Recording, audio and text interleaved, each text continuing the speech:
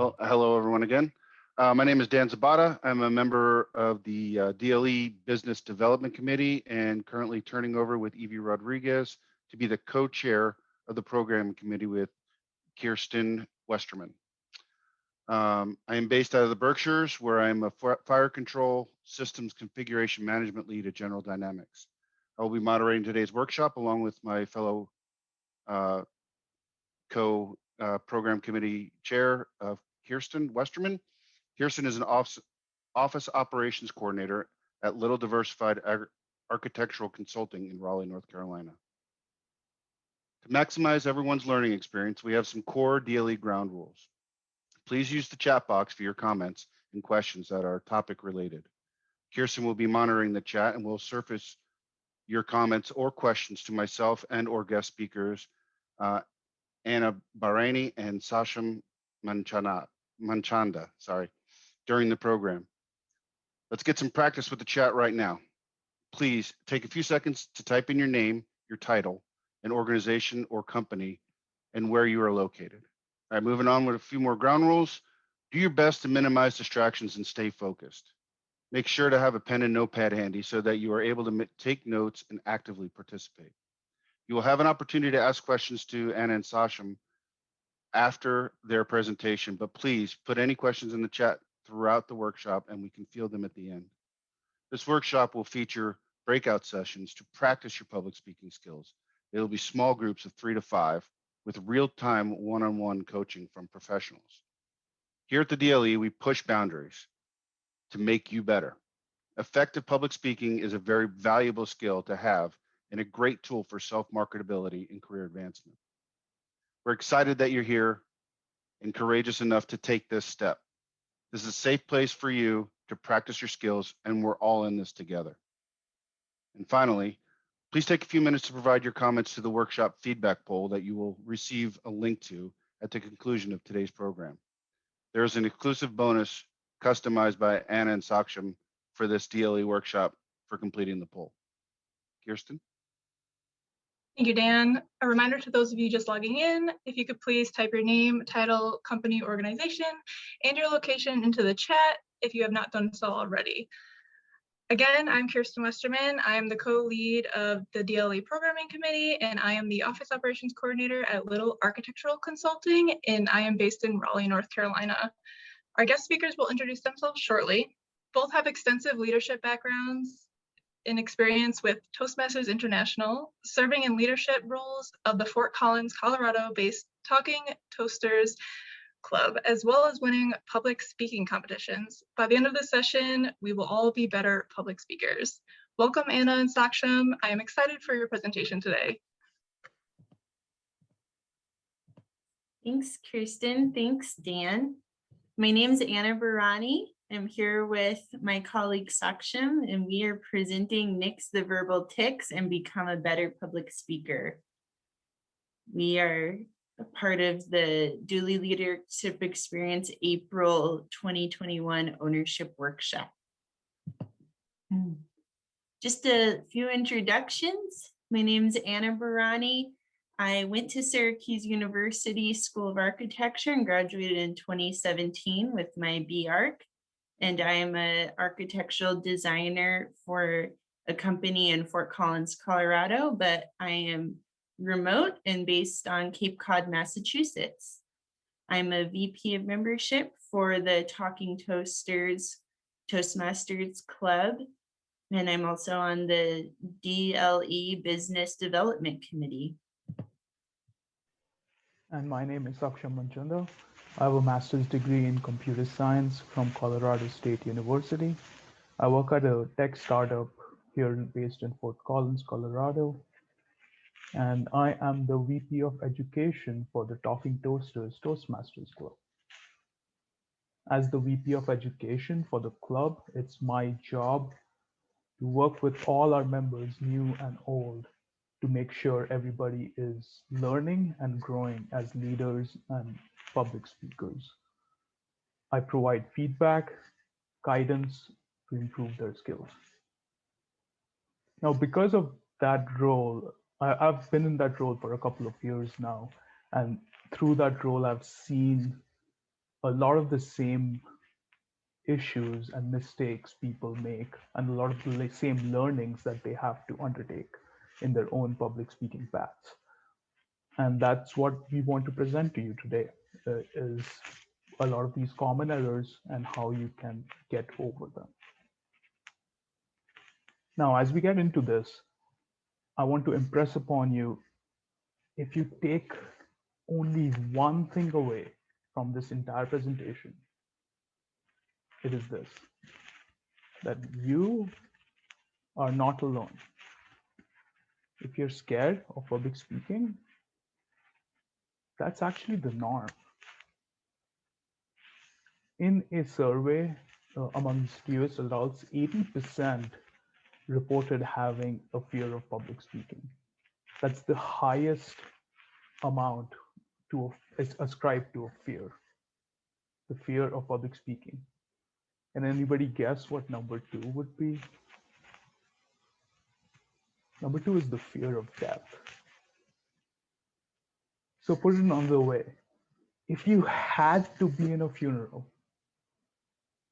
most people would rather be in the casket than giving the eulogy. Now, this might seem ridiculous. And again, why am I telling you this? Fear is common because it might sound like bad news, but it's actually great news.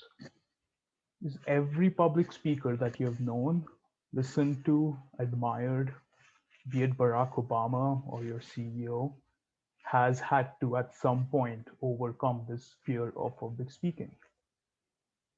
There is a path to getting better. There is a path, no matter where you are today, there's a path to improving. I have a similar story. Up until 5 or 6 years ago, I was terrified of public speaking. It held my career back. I would not want to speak at all. And then as a grad student, I was thrust in front of 130 students delivering lectures. And I had to learn, and I had to learn quick. Now, over time, now I am the VP of Education of the Talking Toasters, as I've already said, and I've participated in and won several public speaking contests. I'm here today as well. I do this for fun, you guys. It's bad. And it's just not me, it's everybody. And Anna has a similar story, which she'll tell you about. Thanks, Saksham. 4 years ago, I was at Syracuse University, and I was in the final year of my studies. Been there for 5 years, and I was working on my thesis, and I was failing. Not because I didn't know the material or because I didn't excel at my studies. It was for one simple reason. I had so much anxiety about public speaking.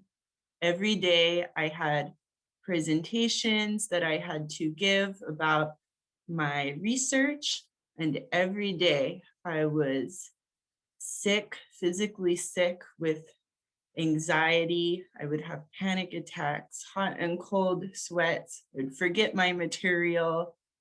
And let me tell you, not even the Baileys in my thermos was helping me through this. It wasn't until I graduated and got my first job, which I'm still happily at today, that I was able to get through this anxiety of public speaking. And it's a part of my work. Every day I'm giving presentations, I'm in meetings. And the thing that really got me through it was a support group.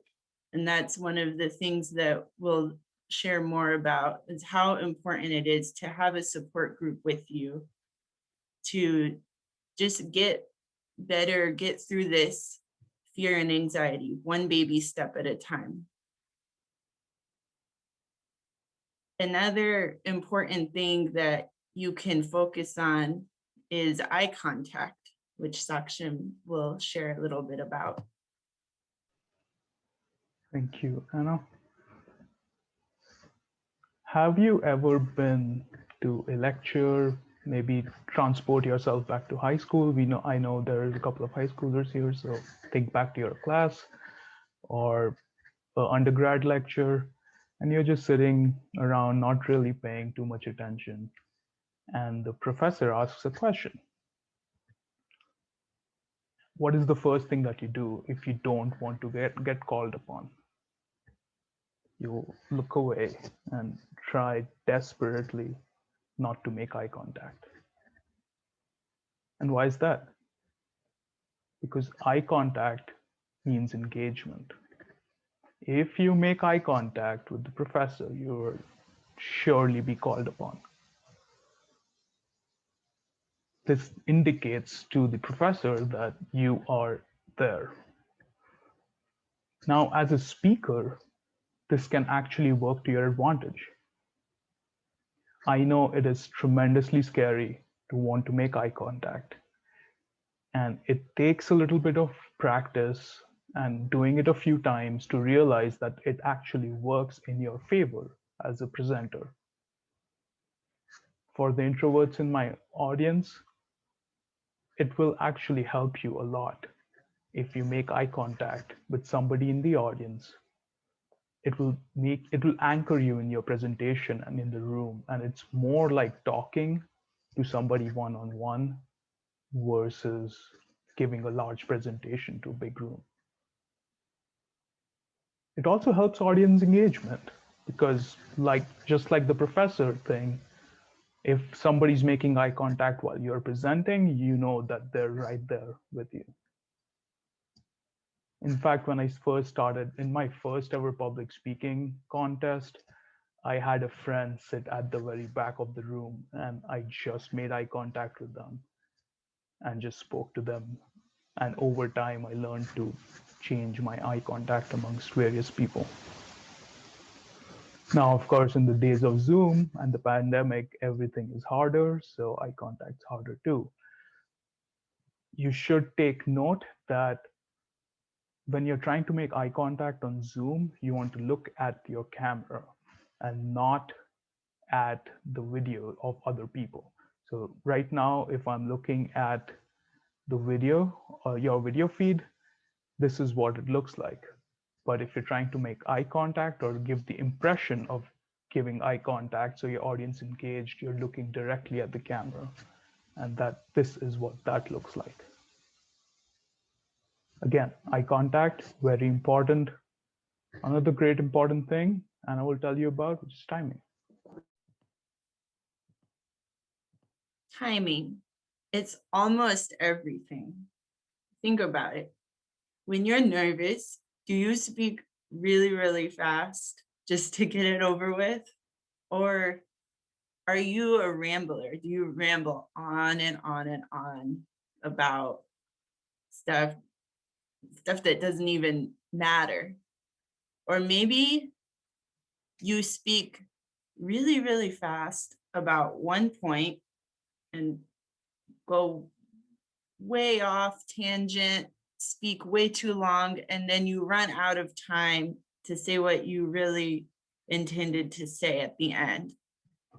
Whatever your timing struggles are, timing really makes such a big difference. One suggestion I would give you is to have an outline and a cell phone timer with you when you're speaking. So you can make notes of times that correspond with your different points. Like I have here, just this little outline. And you can have an idea of how much time you want to speak about a certain point and when to transition to your next point. Another recommendation I'd give you is don't be afraid to just take a pause.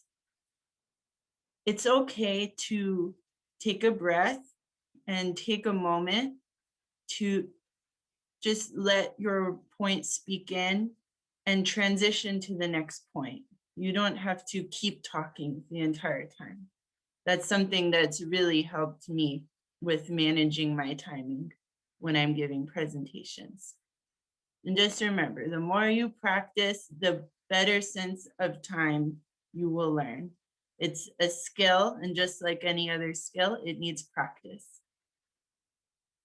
Another thing that takes practice and it requires pauses is content, which Saksham will speak to next. So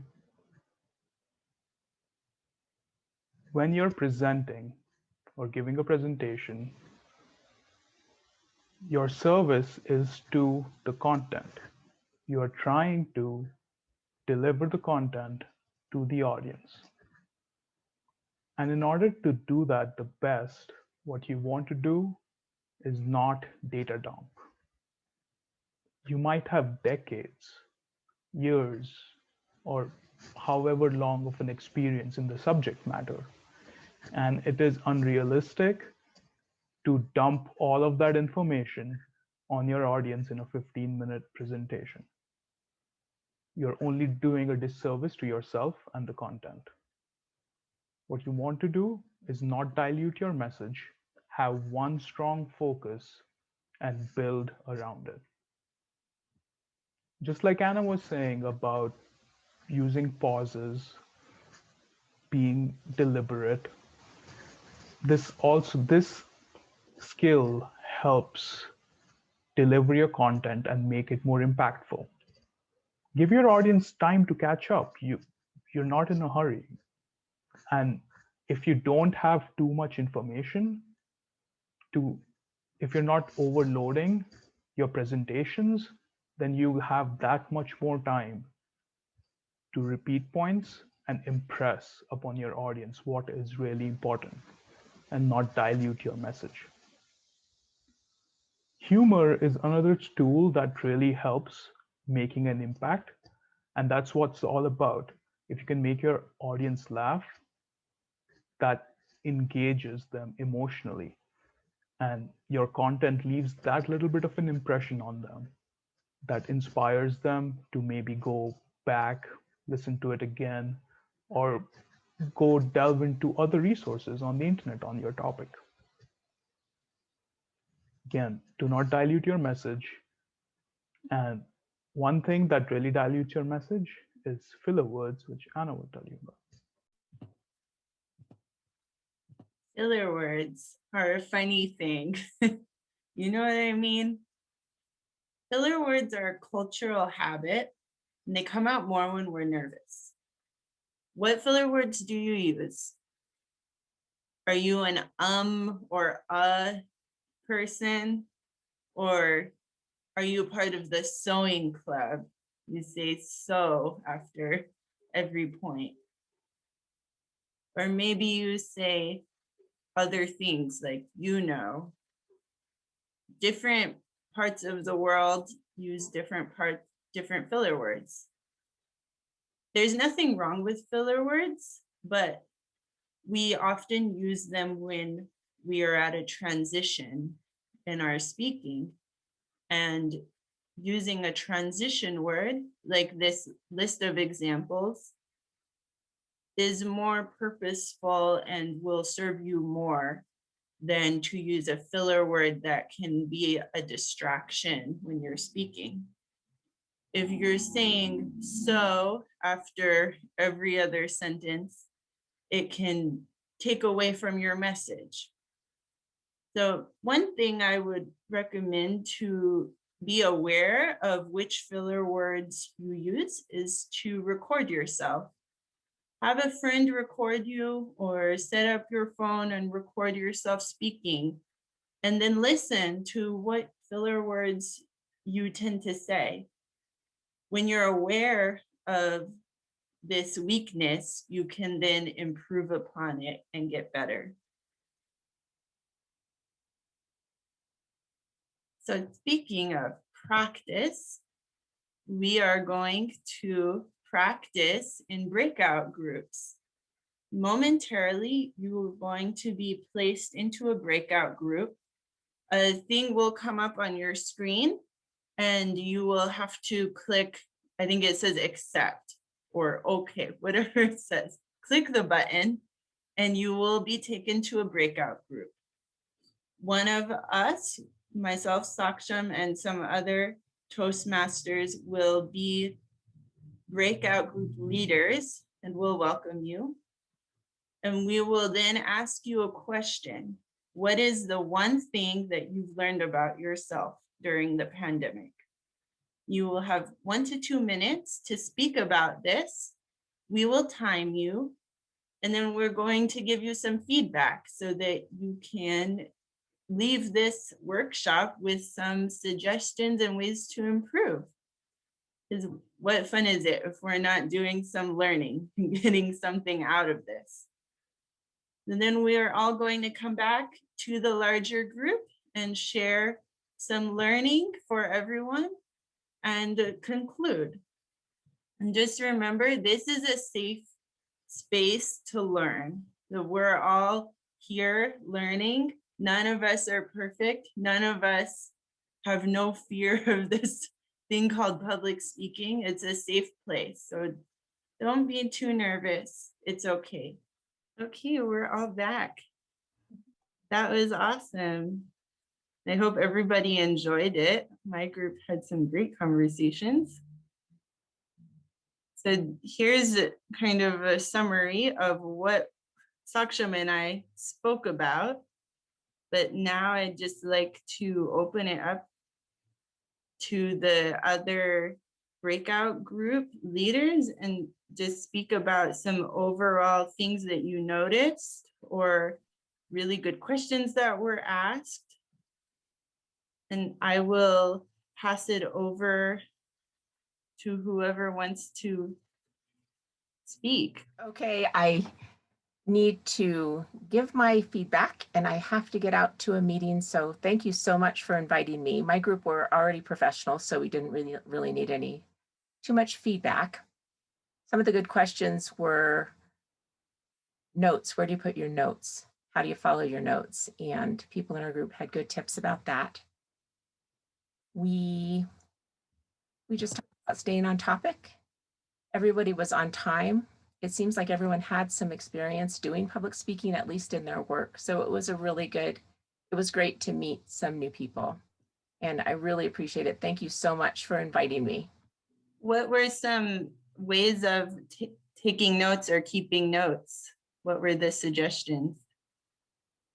Well, one person in our group said that she learned that if you just put the key words rather than full sentences in your notes, just small things, an outline, more of a format of an outline, that's helpful so you don't have to search through a bunch of words.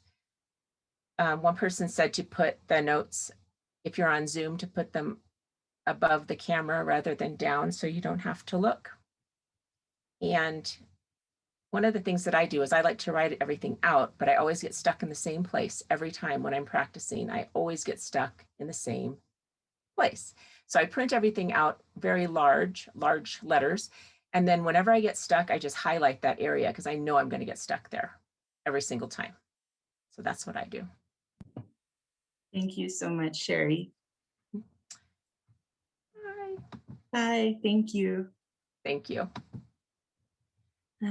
Ayla or Daniel, did either of you have any good points that came up?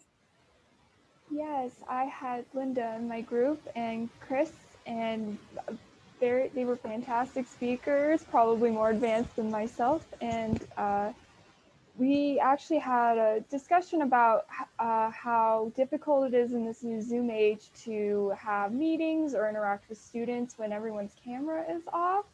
We didn't really have very many answers other than to provide ground rules, ask people to show their cameras briefly, but that is definitely something that we've all been affected by, being in a meeting where everyone has their cameras off, and it's like, how can you get a read on whether or not what you're saying is effective? So we commiserated on that topic.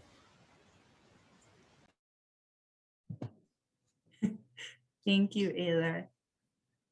That is so hard. I try and keep my camera on in every meeting and hope that that encourages other people to turn theirs on as well.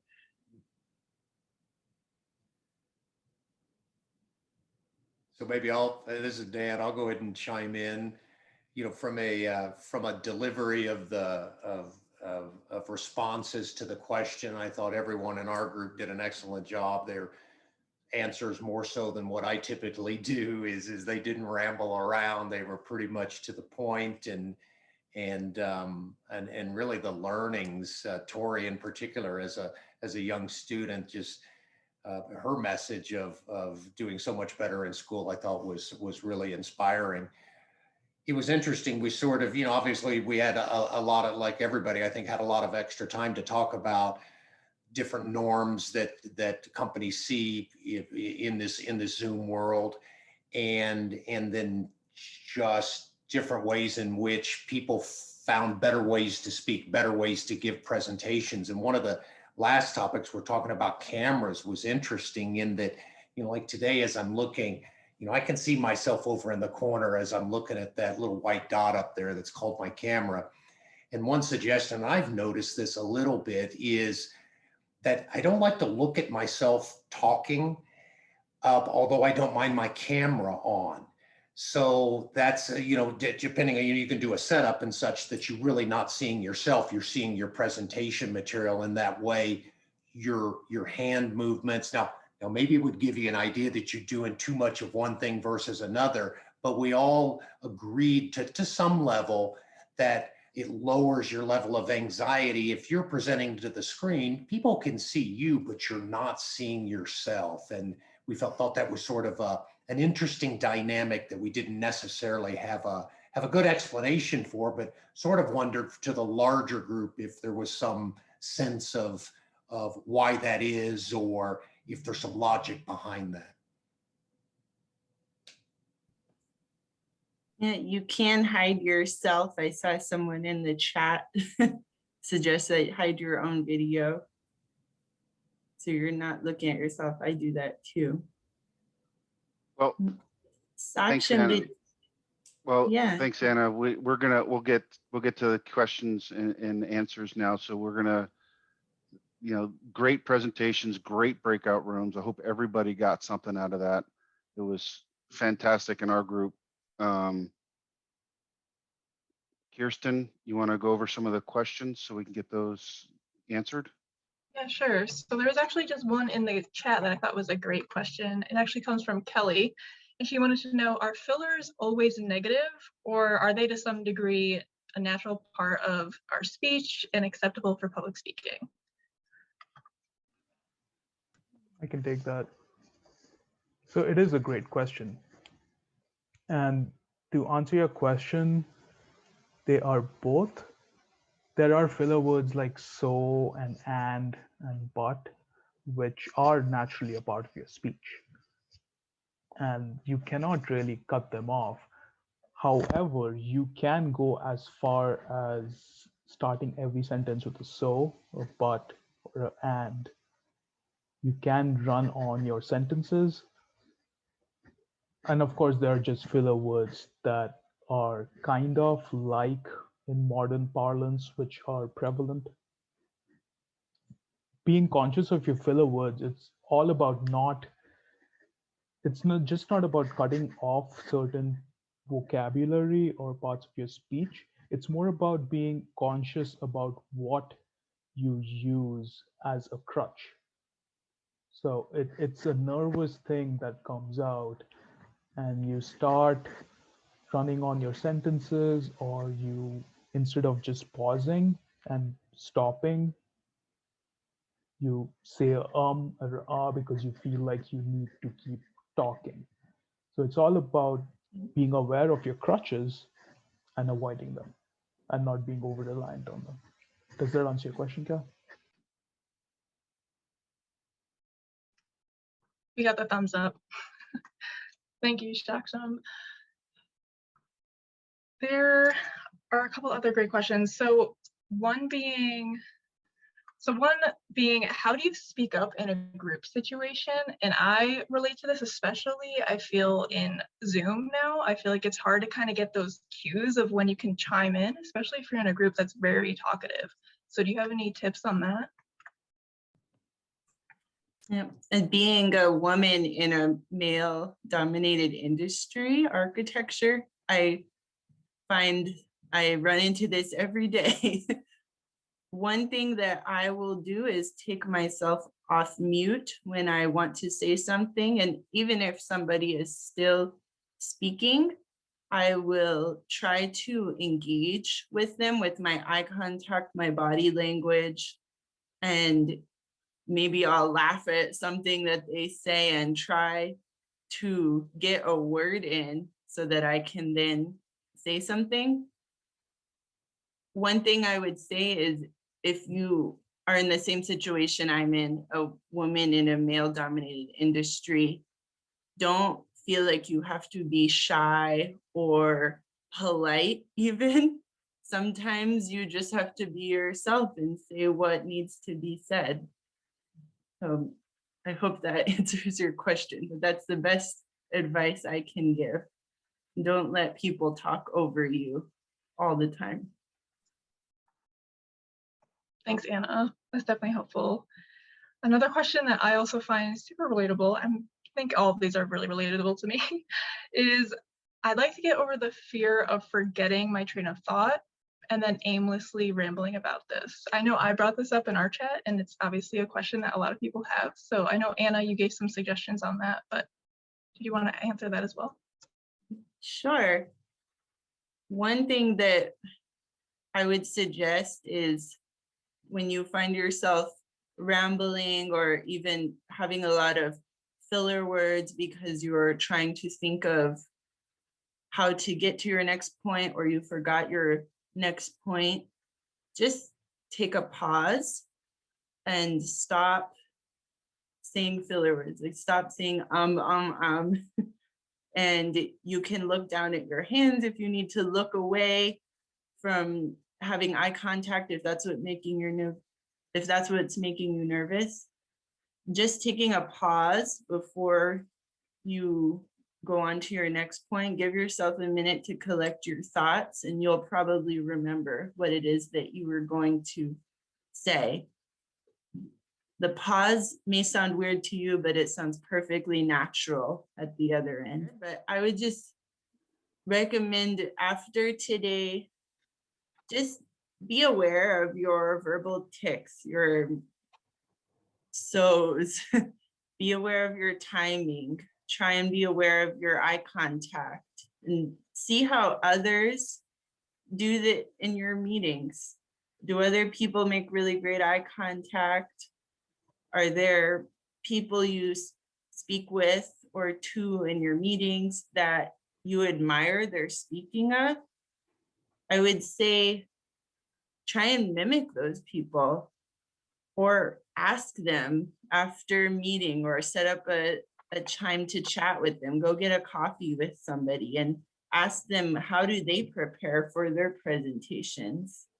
Do they, go outside and take a deep breath before they have a presentation so that they can calm down? Or what do they do? We've all been in your shoes. So how we started this presentation, just remember that you're not alone, and it's okay to be nervous, and it's okay to move forward. Find a support group, find some people who you can practice with. We're all in this together, and we can help each other reach your goals. Saksham, do you want to add anything? I think you summed it up great, Anna. Again, everybody needs to learn at some point, and just because you haven't started yet doesn't mean you cannot start now. So get started.